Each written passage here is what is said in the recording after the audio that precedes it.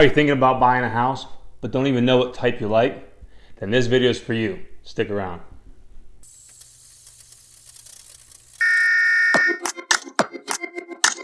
What's up, everybody?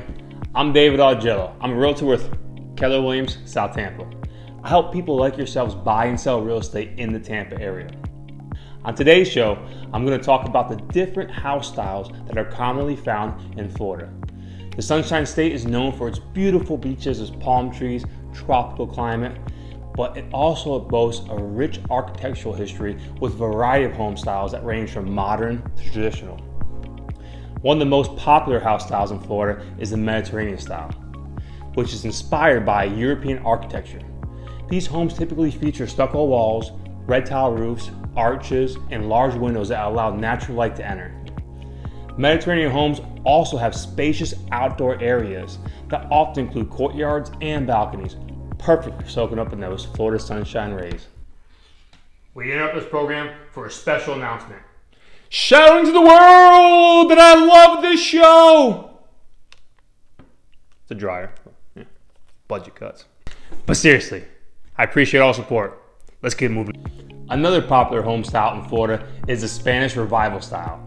This style was popularized in 1920s and characterized by red tile roofs, white stucco walls, and ornamental ironwork. Spanish Revival homes often have curved archways and large wooden doors that create a sense of grandeur. And if you're looking for a ranch style house in Florida, we have that also. These incredibly popular houses were first built in California in the 1930s and have spread across America. Traditional ranch style houses are single story with low roofs and often have an open concept layout. This usually means they have a larger living space and a lack of staircases, which means more space and square footage for everybody. And the open design gives them a modern, airy feel. Other common features include large windows, which allow plenty of natural light to come through, sliding glass doors, open onto a devoted patio or deck space. They commonly feature an attached garage, which enables a convenient access straight into the home. But if you prefer a more modern look, you may be interested in the contemporary style. These homes often feature sharp lines, lots of glass, and open floor plan that provides a seamless indoor-outdoor living experience. Contemporary homes are ideal for those who enjoy a minimalistic aesthetic and want to take advantage of Florida's beautiful weather. Now, for those who prefer a more traditional look, the colonial style may be your best bet. These homes are often symmetrical and feature an entry in the center with windows on either side. They also typically have symmetrical chimneys, shutters, and columns that give your home a classic look. The bottom line is that Florida boasts a diverse range of house styles that cater to different tastes and preferences. Whether you're looking for a traditional home or a more modern one, Florida has something for you. Thank you for watching, and don't forget to like and subscribe. Check out my other videos here to quench your real estate thirst. This is the Tampa Realtor, signing out. Have a good one.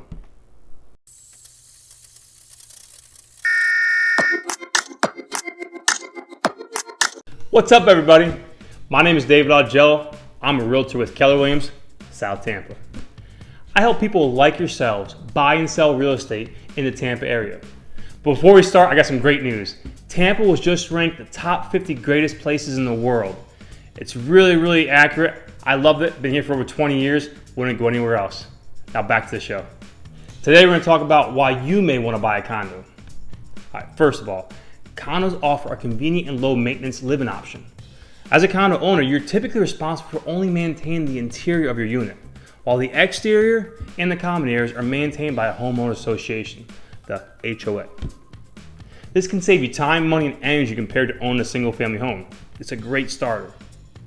In addition, condos offer a range of amenities that are not available for other types of housing. For example, many condominium communities have pools, fitness centers, community rooms, and even concierge services. These amenities can improve your quality of life and make your daily routine just more enjoyable. Another benefit of purchasing a condo is the potential for a lower purchase price with more affordable payments. Condos typically cost less than a single family home, which can make them more accessible to first-time home buyers and a great entry level into homeownership. I must add, though, that most condos do have condo fees. These fees are all over the place, anywhere from $100 a month to $1,000 a month. They help maintain the property and the building. This includes a roof 99% of the time. These fees sometimes include cable, internet, and water, which could help with your monthly expenses because you're not paying for that. All right, back to it. Condos can also be a great investment opportunity. If the housing market in the area is appreciating, then your condo will increase in value over time, allowing you to sell it for a profit. Alternatively, you can rent it out and generate additional income on a monthly basis, although some restrictions may apply depending on your HOA. According to Bankrate, a condo can be more affordable entry point to homeownership than a single home. And as a homeowner, you'll build equity over time and have tax benefits also. That's why expanding your search to include an additional housing type like a condominium could help you accomplish your homeownership goals this spring, especially if you can be flexible at the space that you need. Condos are typically smaller than a single family home, but that's part of what makes it more budget friendly and awesome. Look at the graph below to see how budget friendly it can be. Lastly, many condo communities offer a sense of community and a camaraderie among residents. This can include social events, volunteer opportunities, or simply a friendly and welcoming atmosphere, or just hang at the pool together. So, purchasing a condo can provide a convenient, low maintenance, and affordable living option with access to various amenities, including investment opportunities and a sense of community. This may be the right option for you. Thanks again for the few who stuck around until the end. Don't forget to like and subscribe down below. I will be forever grateful. As always, this is the Tampa Realtor signing out. Thanks for watching. Bye.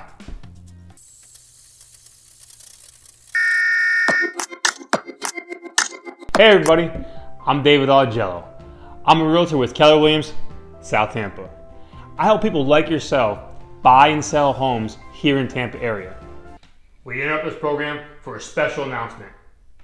This is the time where we take a deep breath, relax, think about things, and like and subscribe down below. I need you to start shouting to the world that I love this show. It's a dryer. Yeah. Budget cuts. But seriously, I appreciate all support. Let's get moving on. You may have seen reports in the news recently saying it's better to rent now than it is to own. But before you let that impact your decision, you should understand what these claims are based on. A lot of times these reports are assuming things aren't realistic for the average person. For example, the methodology behind one of the reports says that rent is smarter financially because of the opportunity to invest your money elsewhere. It assumes that renters are taking their money, putting it aside or investing it that they would normally spend on purchasing a home or the upkeep of a home. But here's the thing, most people who are renting, they don't make those kind of investments. Ken Johnson, co-author of BH&J National Price to Rent Index, explains one of the difficulties with the rent and reinvest model is that many people simply rent and spend the difference. That's wealth destroying. Most of us have good intentions when saving money, but life kicks us in the rear sometimes and that extra money we had seems to disappear. The reason that homeownership is one of the best investments that you can make is the wealth that helps you build. That's why there's a significant difference between you and someone who rents based on their net worth. Let's take a look at this graph to see how much more your net is worth when owning a property compared to renting. What is going on with my hands today? They're kind of like all over the place. So, before you renew your rental agreement, think about the opportunities to build wealth that ownership provides. In the past year, both current renters and new renters have seen their rent go way up. Based on information provided by Realtor.com, 3 out of 4 renters, 74.2%, have moved in the past 12 months, reported seeing their rent increase. The strain from recent rent hikes isn't exclusive to renters who have recently moved. Nearly 2/3 of renters, 63.2%, who have lived in their current rental between 12 and 24 months and likely renew their lease have also reported increases in their rent. And if you look back at historical data, like in this graph here, that shouldn't come as a surprise. That's because according to the census, rent has been rising fairly consistently since 1988. So, if you're considering renting as an option in 2023, it's worth weighing whether this trend is likely to continue. The 2023 housing forecast from Realtor.com expects rents will keep climbing. That forecast projects rent will increase by 6.3% in the year ahead. It's shown in the green. When compared to the blue bars in the graph, it's clear that the 2023 projection doesn't call for an increase as drastic as the ones renters have seen over the past 2 years. But it's still above the historical average for rent hikes between 2013 and 2019. That means if you're planning to rent this year and you have not renewed your lease, you may pay more when you do. Homeownership provides an alternative to rising rents. These rising costs may make you reconsider what other alternatives you have. If you're looking for more stability, it could be time to prioritize home ownership. One of the many benefits of owning your own home is it provides equity and a stable monthly cost that you can lock in for the duration of your loan. As Freddie Mac says, monthly rent payments may increase over time, but a fixed rate mortgage will ensure that you're paying the same amount each month. With a fixed rate mortgage, your interest rate is locked in for the life of the loan. Steady payments allow you to budget wisely and make plans for the future. If you're planning to make a move this year, lock in your monthly housing costs for the duration of your loan can be a major benefit. You'll avoid wondering if you'll need to adjust your budget to account for annual increases like you would if you left your housing payment up to the landlord at their discretion. Bottom line, if you're thinking of renting this year, it's important to keep in mind the true cost that you'll face. Let's chat to see how you can begin your journey to homeownership today. Thank you for watching my video. Check out another one right here if you're still hungry for some of that real estate knowledge. As always, I'm David Augello, the Tampa Realtor. We'll see you next time. You may have noticed that my assistant's back. Say hi, Nudie. Nudie? Want to say hi? Roof roof? Say hi? Roof roof? There he is. He's pretty good. Very, very low cost too.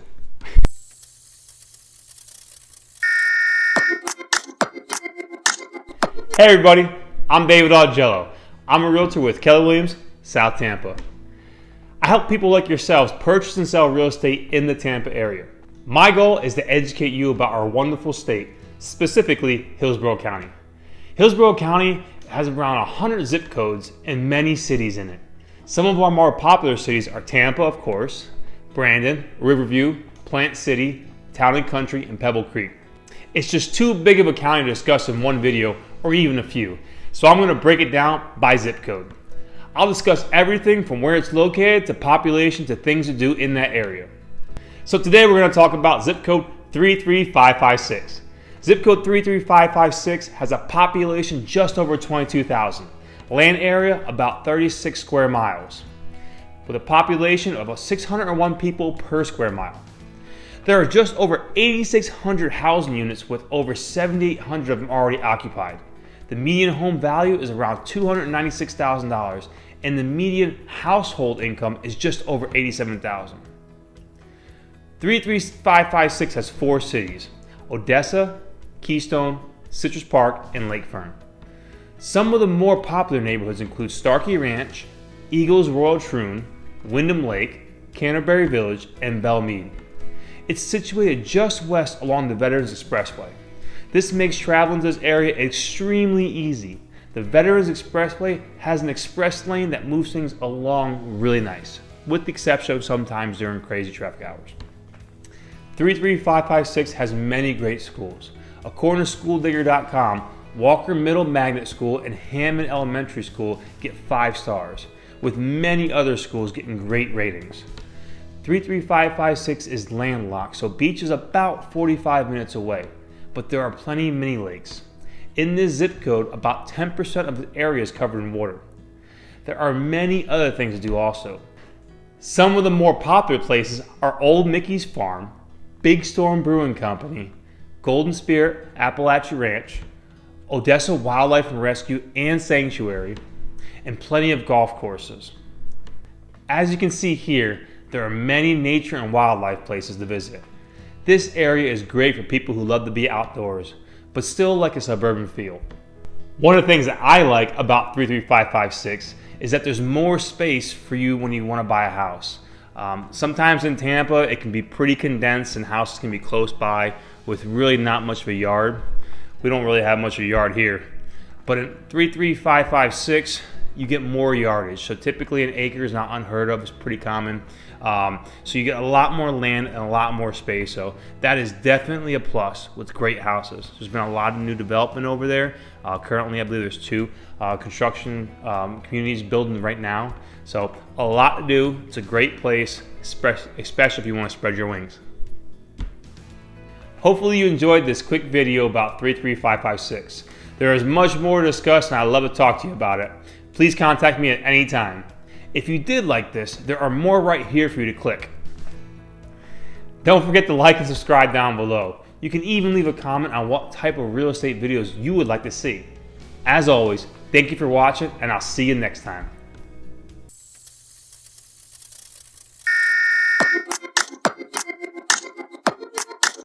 What's up, everybody? I'm David Augello. I'm a realtor with Keller Williams, South Tampa. I help people like yourselves buy and sell their homes in the Tampa area.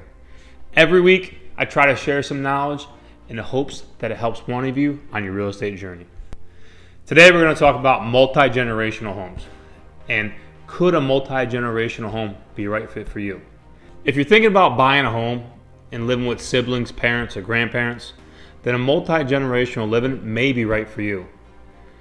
I know some of you probably already stopped watching this, but for the couple that are left, the Pew Research Center defines a multi-generational household as a home with 2 or more adult generations. And the number of individuals choosing this has increased over the past 50 years. As you consider this for your own home, know that it can help you in your home ownership journey and provide you with other incredible benefits along the way. Let's face it, during the pandemic, many of us have re-examined the meaning of home for ourselves and for our loved ones. Today, that can be seen in the most recent rise in multi-generational households. According to Jessica Lotz, the Deputy Chief Economist and Vice President of Economic Research at the National Association of Realtors, multi-generational buying may be a home where families live in the same household with elderly parents, children who have boomerang back home, and other extended family members.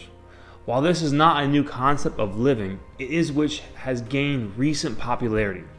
And citing data from the Pew Research Center, the Wall Street Journal says multi-generational living has made a comeback in recent years, particularly after the 2008 financial crisis and during the pandemic.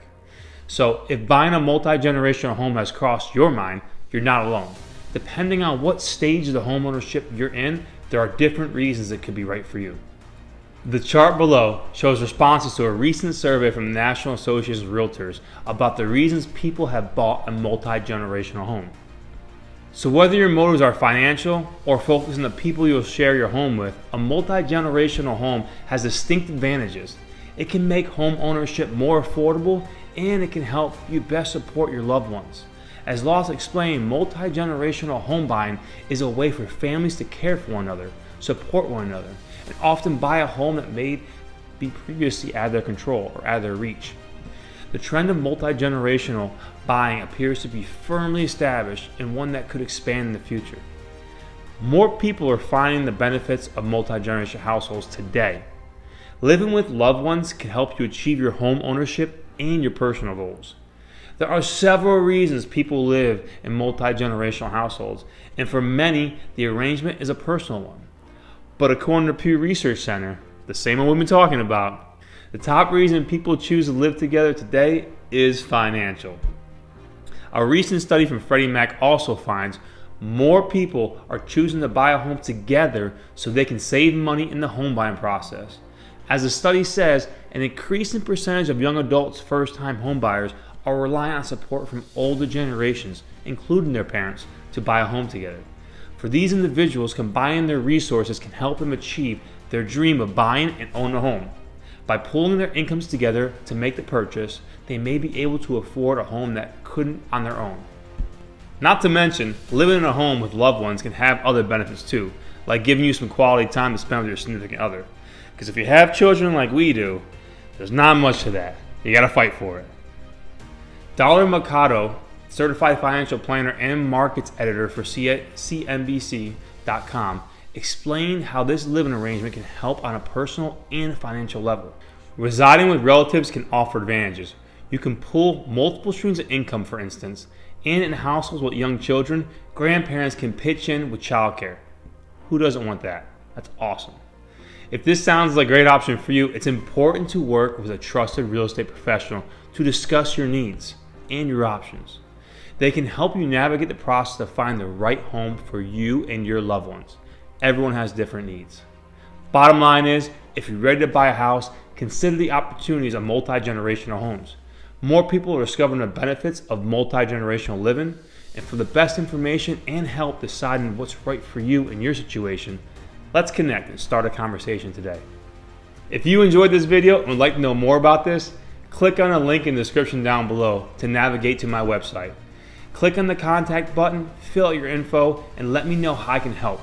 Don't forget to check out my other videos for some helpful information for all of your real estate needs. As always, I'm David Augello, Tampa Realtor. See you next time.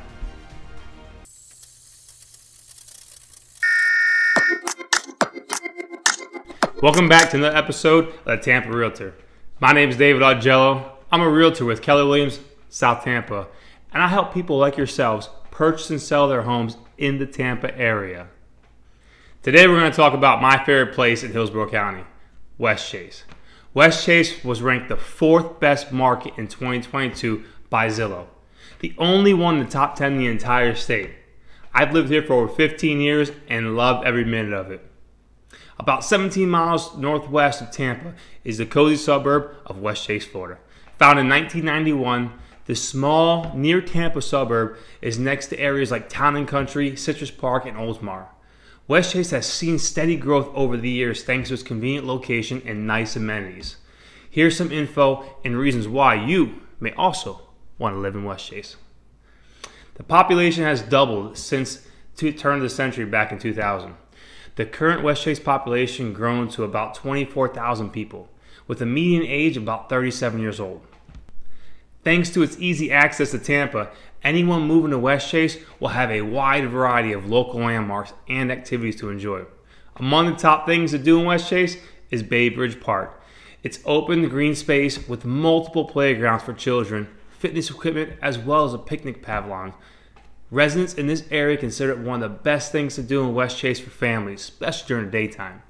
There's also another great park, Glencliff Park.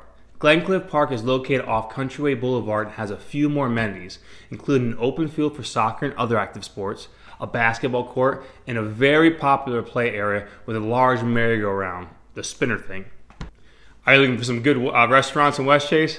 Well, we have just about every type of food your heart desires, all within a short drive or a walk if you live in West Park Village. Some of the more popular restaurants include Mother's, Surf Shack, Sime Thai, Burger 21, The Grind Breakfast. Want a place to grab a quick bite and eat, or just a cold one? We have many great pubs and bars also. Some of the more popular ones are Maloney's, Irish 31, Repeal 18, World of Beer, which is the original one, and McDivitt's. Or if you're in the mood for an upscale seafood dining experience, another one of the top West Chase restaurants is Catch 23. Visitors will love everything from their flatbreads and fish to their sushi, steaks, and pastas.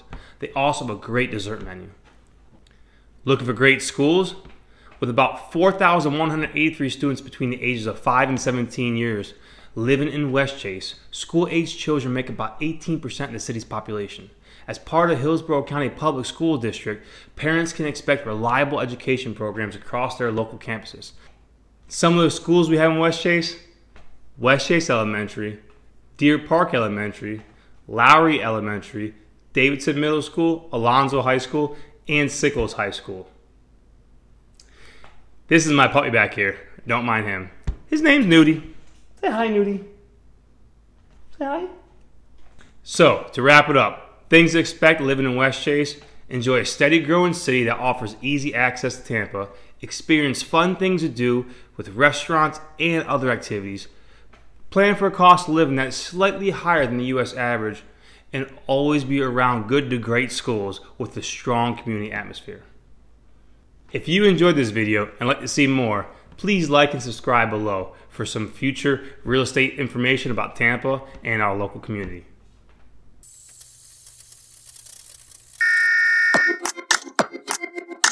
Hey everybody, my name is David Augello. I'm a realtor with Keller Williams, South Tampa.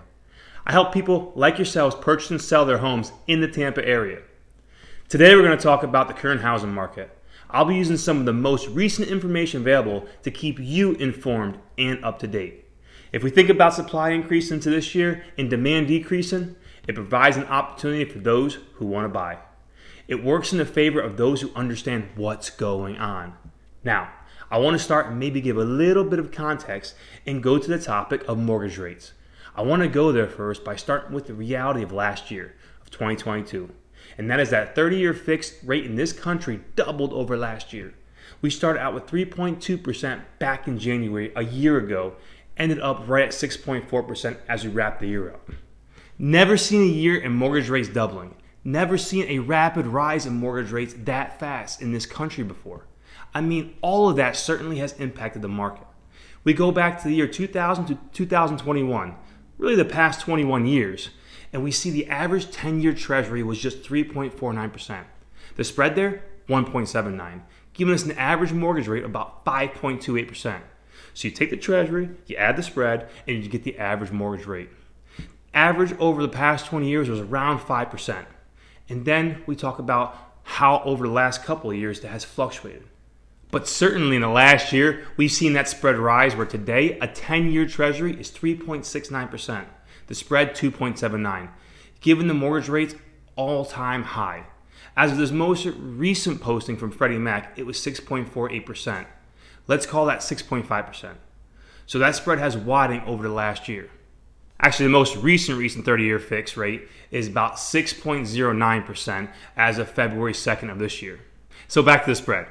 As that spread decreases, we lower the mortgage rates. And if that spread were normal today, we'd see an interest rate of just under 5.5%.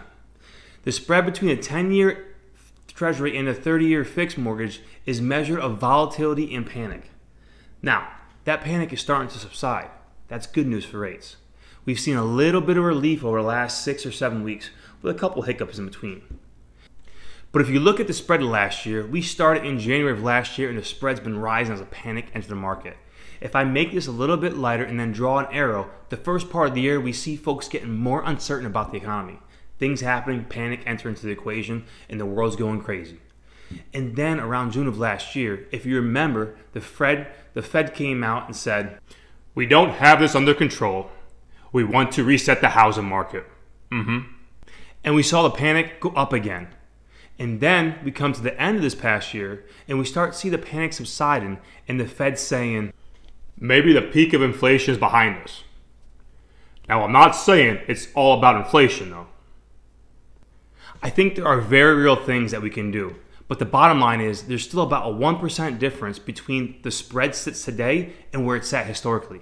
So, as people reduce the panic out of the market, we will see that spread lower. So what does that all mean? As long as the panic continues to slow down in our economy, then rates should continue to drop. Let's talk about Tampa's current housing market. In January of 2023, there were 1,852 listings available. That's up from just 968 listings in January of 2022. That's great news for buyers. The days of fighting 10 people for a house seem to be over with. Thank goodness. More great news is that the sale price has dropped 12.5% this month so far from the original listed price. This means that sellers are more willing to accept an offer that's more reasonable. In December of 2022, there were 3,333 single-family houses that sold compared to December of 2021, which had about 4,806 houses sell. That's a 36.9% decrease. Also, cash buyers dropped by half. Not to mention, we had 2.2 months of inventory in December of 2022. That's up from 0.7 in December of 2021. That's a 214% increase. Townhouses and condos saw a similar drop, with 1,112 sold in December of 2022 and 1,670 sold in December of 2021. That's a 33.4% decrease. There are currently 1,645 single-family homes that are active in sale and 1,222 pending in Tampa market. We had 88 condos and 391 single-family homes that sold in the month of January in Tampa. As you can see, the Tampa market is alive and vibrant. I hope you enjoyed this and learned a little bit more about Tampa market. If you did enjoy this, please like and subscribe below for your weekly Tampa real estate update. Are you thinking about relocating to Tampa? Or maybe just moving to a different area? Here are 11 things you need to know.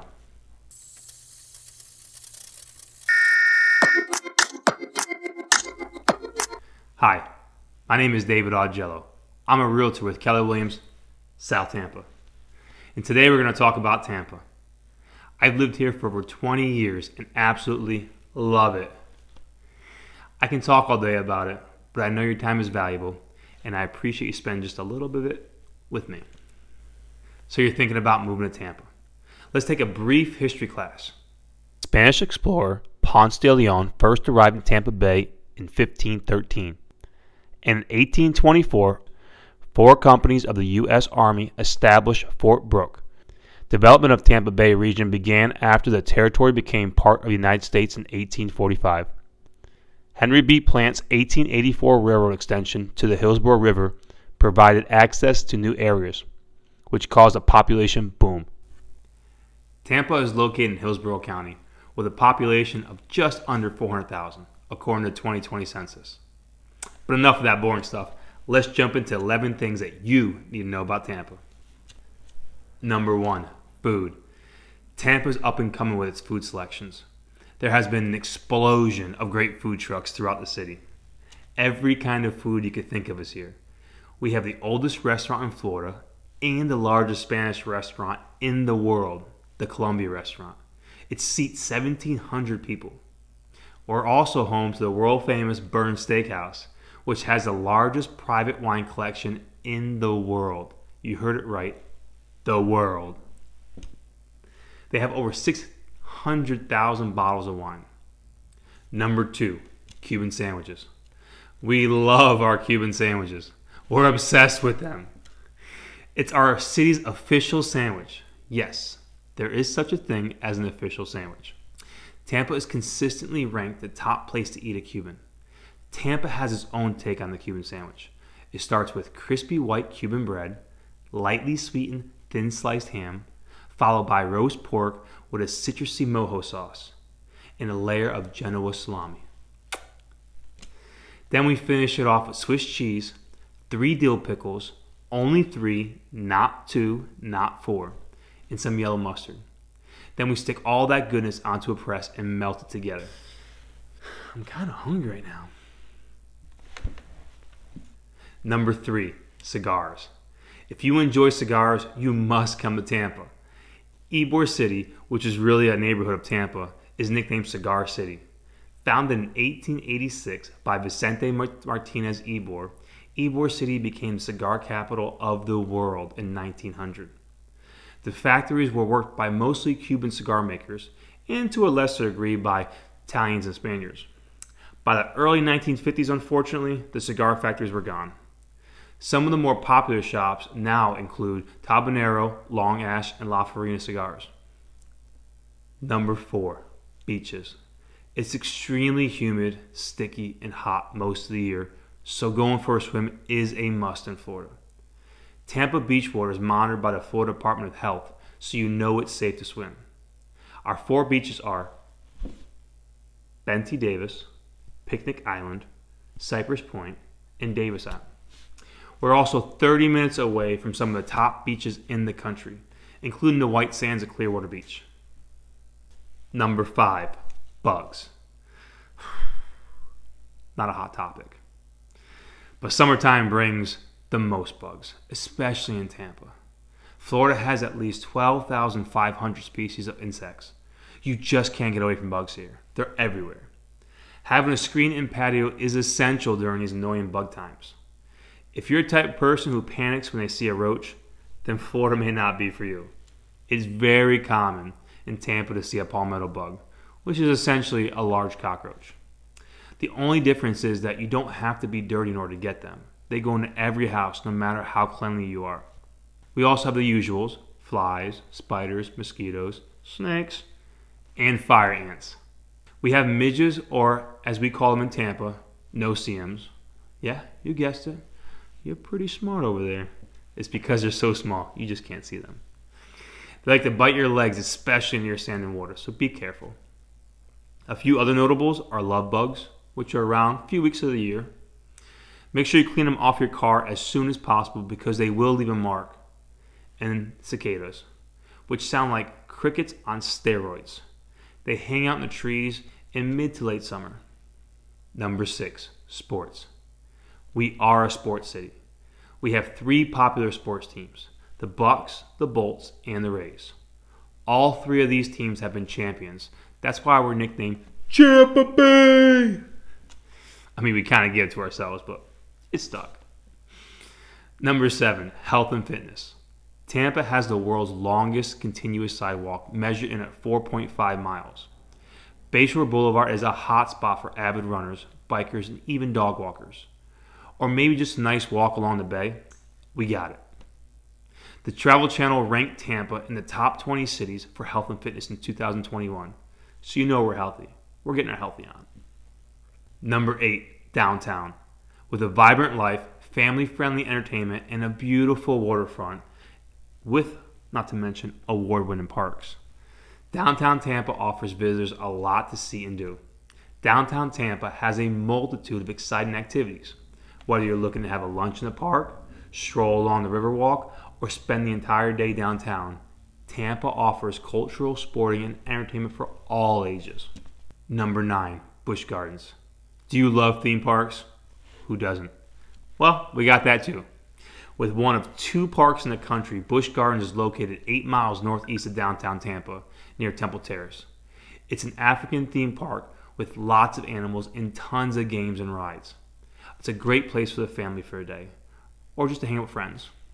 Number 10, Gasparilla. Tampa loves pirates.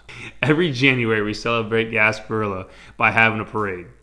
There are 2 parades. One is during the day for the kids and one is at night for the adults. The story goes as Jose Gaspar sails 3-masted caravan, the Jose Gasparilla, into downtown with guns ablaze and shooting up everybody. The pirates took the key to the city from the mayor and launched the 3rd biggest parade in the country. It's kind of like a scaled-down Mardi Gras. Always a good time, though. Number 11, Publix. And last but definitely not least is Publix. Ask anyone from Florida and they will tell you, whether you ask them to or not, trust me, all about pub subs, chicken and cakes. There's a cult of fanatics who will do just about anything. I even knew someone who had pub subs mailed to them in Texas. It's a little crazy, right? Hopefully you enjoyed this and learned a little bit about Tampa.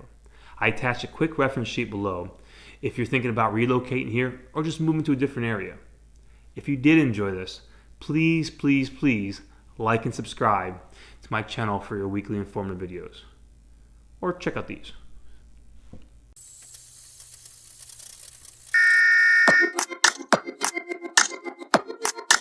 What's up, everybody? I'm David Augello. I'm a realtor with Keller Williams, South Tampa. I help people like yourself purchase and sell their homes in the Tampa area. In one of my previous videos, I discussed how relocating out of state can be smooth. Today I want to talk about the home buying process. About 65% of people in the United States own a home. If you happen to be one of the lucky homeowners, then this can be a refresher course for you, especially if you haven't purchased in a while. So it's fair to say that most people have purchased a home before. Even so, that still leaves over 116 million people who may not have purchased a home or know the buying process. Today I'm going to discuss the process of purchasing a home here in the state of Florida. Purchasing a home for the first time may seem pretty scary for some. I remember my first time to purchase a first home, and I thought it was extremely difficult and would require a lot of money and stuff I just didn't have. I convinced myself that I can't purchase a home because I have too much student loan debt, or I don't have enough down payment, or rent may be better or cheaper, or a million reasons why I didn't feel like I could be the person who could purchase a home. But after purchasing my first home, I realized that with the right people guiding you, it's much easier than you might think. So why would you want to own a home? Many people have different reasons to own their own home, and yours may be different from most. But most people purchase a home for privacy, loved ones, stability, a financial investment, or just an accomplishment, and maybe to be comfortable in a great neighborhood. Whatever the reason is, buying a home is one of the most important decisions you'll make in your life. But yet, time after time, we put this task in the hands of someone we never met before, or we assume just know what they're doing. So I'm going to take a few minutes and go over the process with you so you have a better understanding. The first thing to do is to get a budget for the house. Now, you may already have a budget for a house and just don't know it. If you can afford rent that's $2,000 to $3,000 a month and have not had any problems making payments, then you may already have a budget for it. First thing to do is look at your credit report. Before you even contact a realtor, I would suggest talking with your lender. This will be able to put you in a financial situation where you feel comfortable and to see if you qualify for any programs for down payment assistance. They can also help you understand what to pay off in order to get the best rates in case you do need to make it a little better. The next step is to find a realtor. I know I'm a little biased, but this is a very important step. A good realtor can make the home buying process extremely smooth and super easy. They can also connect you with a preferred lender if you don't already have one. I always recommend interviewing at least 3 realtors. Most realtors are pretty knowledgeable and have good customer service. What separates a good realtor from a great realtor are the little things. For example, my promise to my clients is that I am there for them whenever they need me. They can call, text, email me, and I will always respond promptly. And if for some reason I can't answer the call, I will text them and let them know that I'll call them right back. Communication is extremely important to me. Most horror stories that I hear about real estate agents is that they can never get a hold of them. So Google them and look at their reviews. This gives you a good idea of who will be helping you. Okay, so you got your realtor, you're excited. Next step is to get a pre-approval. You may already have this if you already have a lender, but if you don't, then I would use the recommendation of your realtor and call them immediately. Most times you can get pre-approved in the same day. The pre-approval is extremely important because when you start looking for a house and you want to put an offer, sellers won't even think about your offer without a pre-approval. Having a pre-approval tells the seller that you've spoken with a lender and can afford to purchase that home. Next step is typically the longest part of the process, searching for a home. Your realtor will most likely set you up on an auto search that will send you properties daily that fit your criteria. They should also be sending you properties they find off the market when available. I use a very convenient app for my clients that connect you straight to the MLS and to me. This makes communication so much easier. All you have to do is press a button and I get an alert to see what you like. It helps me narrow down your search so you don't see so many crazy properties. Once you find the house that you like, now it's time to send the offer. You and your realtor will discuss the comps in the area and what they feel the property is worth. Then you will make the final decision on what you would like to offer. Once the decision has been made, your realtor will put it all together, email it to you to review and sign. Then your realtor will officially submit it. And with any luck, in a couple of days, you'll get an accepted offer. This is when you're on the clock.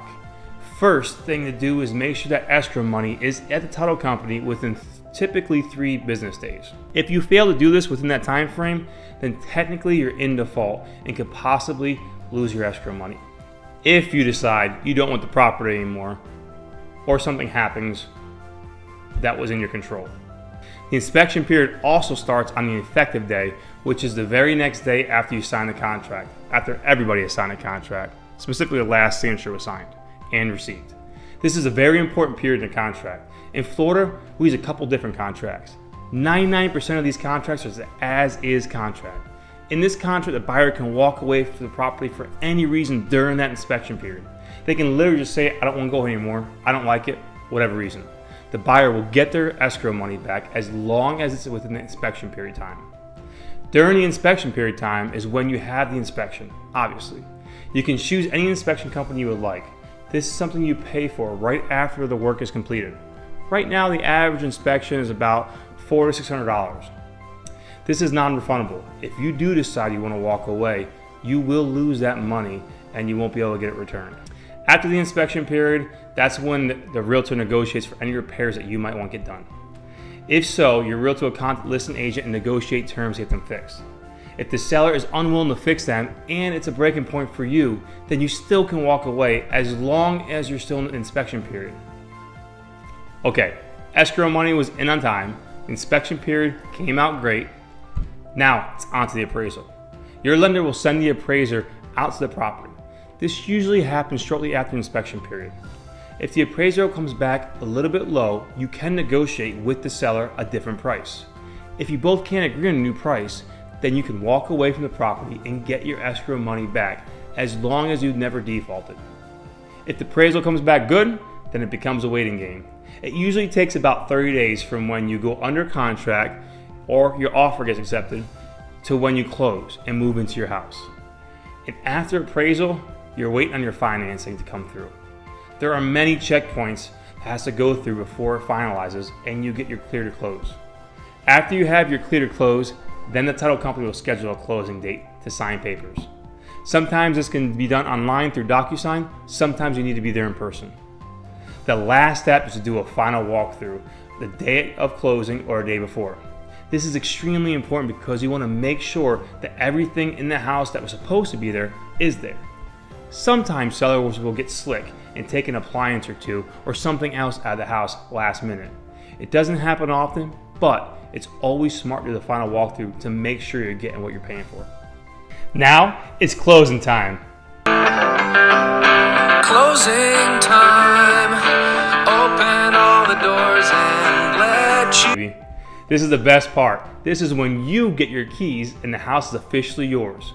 Once you leave that closing table, you can go straight to your new house and move in. Congratulations! Woo! Hopefully, this has helped you get a little better understanding of how to purchase a home here in Florida and what it takes. I've attached a link to my website below if you'd like me to email you a first-time home buyer's guide. It's a great guide. It has a lot of checklists and checkpoints and information. Just go to my website and hit the contact button and type First Time Home Buyer Guide in the message section. As always, if you enjoyed this video and would like to see more weekly informative videos about Tampa and real estate in general, please like and subscribe my video below.